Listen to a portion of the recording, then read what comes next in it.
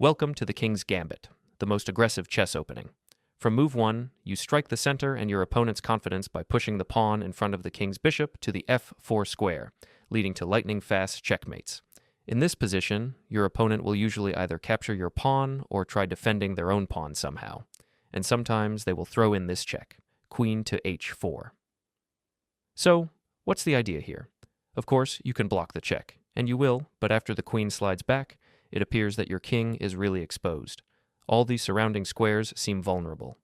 This game is a really beautiful example of how white should handle that situation. White first played pawn to d3, just to solidify the center. After the trade of pawns, black played pawn to d5.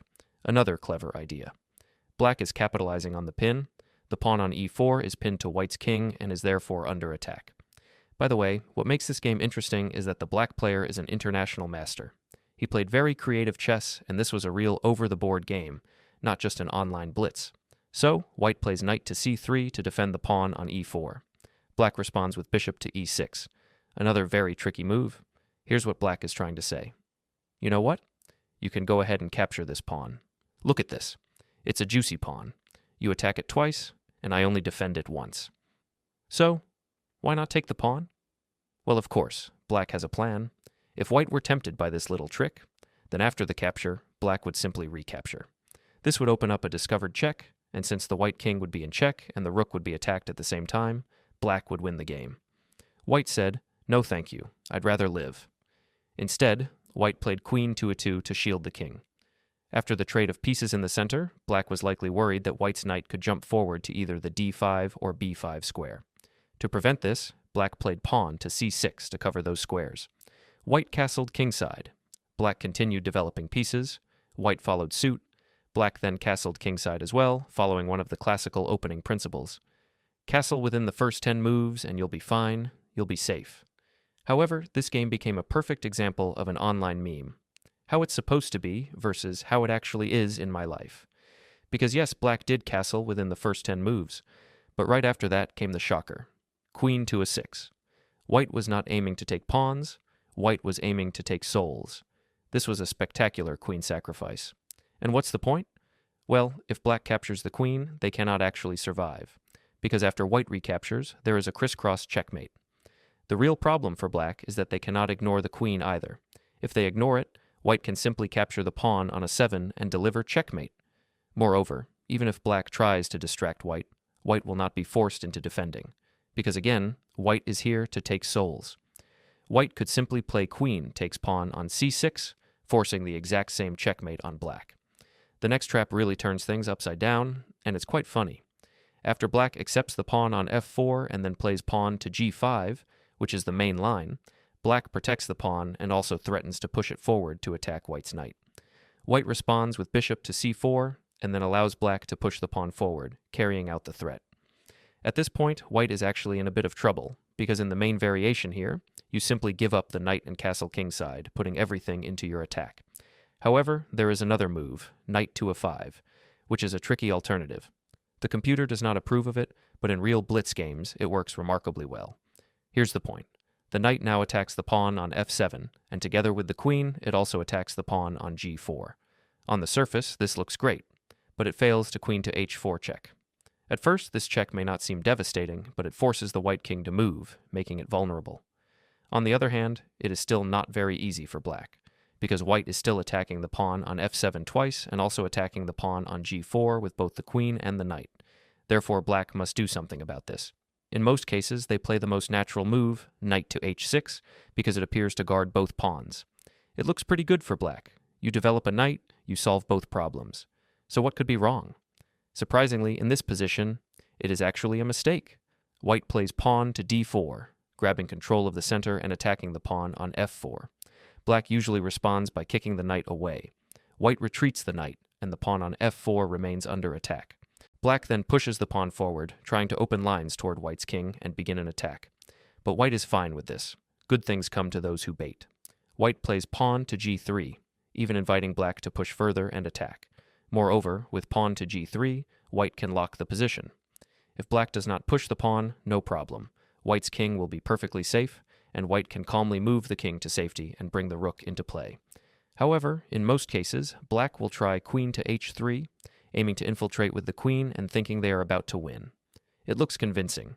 The pawn chain is strong, the queen is entering, the rook is attacked, and multiple pawns are under fire.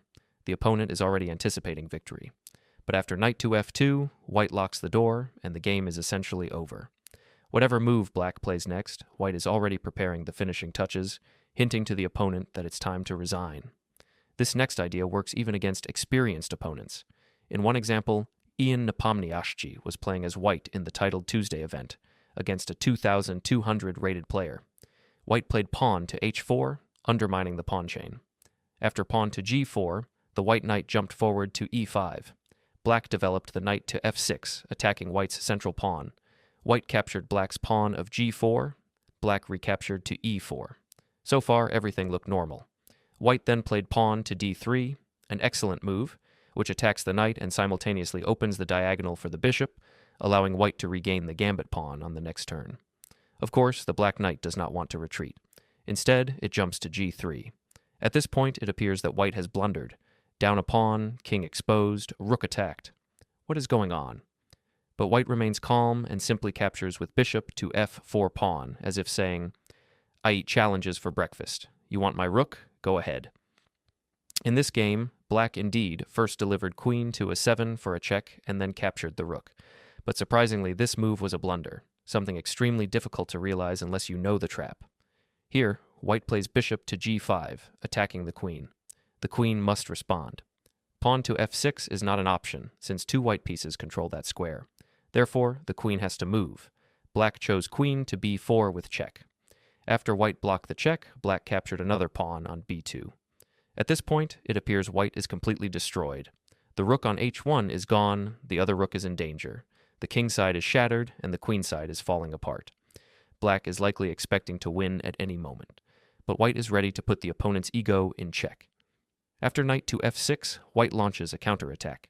The black king is forced to move, and then white played knight to d5, opening up a discovered check. And then, it seemed, the game would end with perpetual check. Just kidding. Instead, there was a nightmare finish waiting on the board. This trap is simple, but it's extremely effective and happens often, especially against less experienced players. The position usually begins after you have managed to undermine black's pawn chain. At this point, black might believe that pushing the pawn to f6 is the perfect solution. Why does this happen? If black captures right away, the central pawns become weak, and you can quickly win them with your bishop and rook. Pawn to h6 seems to hold the pawn chain, but after trades, recapturing would lose the rook. Pawn to g4 is another try, but your knight jumps forward, adding strong kingside pressure. Because of this, pawn to f6 often appears safe, a move seen in over 150,000 games. But this is where the trap springs.